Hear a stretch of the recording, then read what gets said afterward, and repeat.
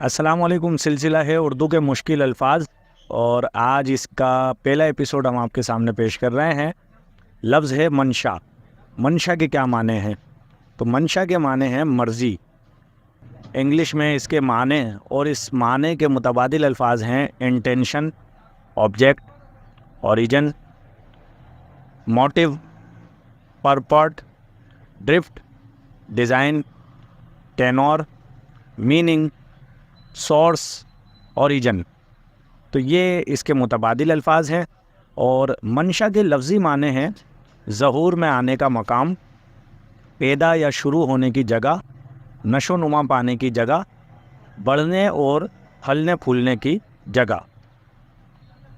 और मुजाजी मानों में मंशा के माने हैं गर्ज़ो गायत, सबब, बाइस, मर्ज़ी, मकसद, मुद्दा या इंदिया।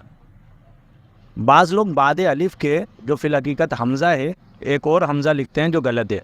अगर अलिफ़ पर हमज़ा लिखा जाए और मकसूद ये हो कि ये अलिफ़ नहीं है हमज़ा है तो ठीक है।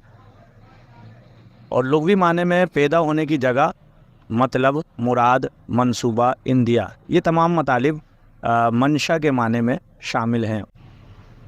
मशहूर शायर इस्माइल मेरठी ने अपनी एक गज़ल में लफ्ज़ मंशा को इस तरह इस्तेमाल किया कि उसी का वस्फ़ है मकसूद शेर ख्वानी से, उसी का ज़िक्र है मंशा गज़ल सराई का।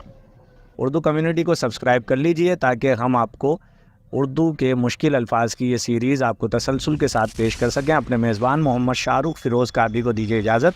अस्सलाम वालेकुम।